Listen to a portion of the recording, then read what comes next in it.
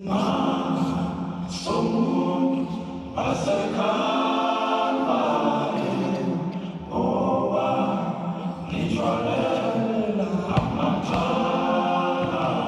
fortes personnalités, de l'originalité et beaucoup de talent. En pleine répétition, les danseurs de l'école Transcendance ne lâchent rien et refont inlassablement chacun des pas de leur choré pour qu'elle soit irréprochable. Et pour cause, ils se préparent pour affronter les plus grands danseurs de hip-hop au monde à l'occasion du World of Dance, une compétition internationale qui se déroulera les 28 et 29 juillet à Los Angeles. Une immense fierté pour ce groupe et surtout la concrétisation d'un travail de longue haleine. Pendant un an, ça a été très dur. Quelques jours, on a répété très souvent. On espère qu'on va aller chercher le titre pour prouver qu'on peut partir de rien et arriver à faire de grandes choses quand on est tous ensemble unis et qu'on va tous dans la même direction. Je pense que je réaliserai là-bas, mais c'est particulier comme sensation de se dire qu'on a travaillé toute sa vie, que c'était un rêve.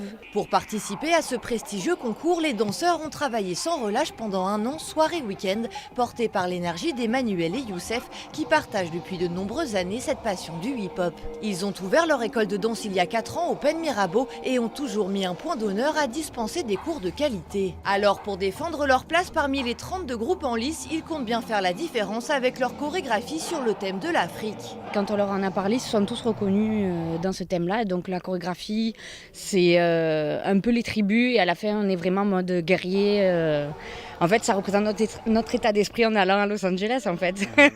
Il y a beaucoup de danses qu'on va retrouver dans le show qui ont été inspirées de beaucoup de danses africaines de base, en fait. Donc ouais, du coup, c'est vrai que ça a été assez logique, en fait, de se mettre dans ce thème-là, quoi. C'est une manière de rendre un peu hommage aussi au hip-hop. Mais le thème n'est évidemment pas le seul critère sur lequel seront jugés les artistes. Il y a premièrement, c'est ce qu'ils appellent la routine, c'est l'écriture chorégraphique. Comment les chorégraphies sont amenées, etc. Ensuite, il y a l'exécution, ce qui est super dur parce que les équipes adverses comme les Japonais et les Américains sont très forts là-dessus, sur l'exécution, c'est-à-dire c'est la précision des mouvements, que tout le monde doit avoir les mains, tous pareils, la technique, etc. Ensuite, il y a le costume qui est pris en compte, le cri du public. Pour faire vibrer le public et surprendre le jury, le groupe compte bien jouer de ses différences et mise sur son authenticité. Je pense que nous, on a une âme. On est un peu moins carré, on est carré bien sûr, hein, on est carré mais un peu moins. Et j'espère que ça va nous permettre cette âme-là va nous permettre d'aller plus loin. La détermination. Après, déjà, ça va être les heures de travail aussi, tout ce qui est la concentration quand on est en répétition.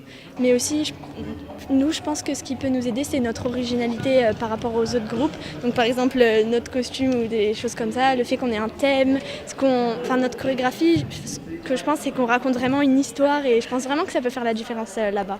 On n'a pas peur d'assumer en fait nos identités, notre côté un petit peu flex, un petit peu crasseux des fois et tout.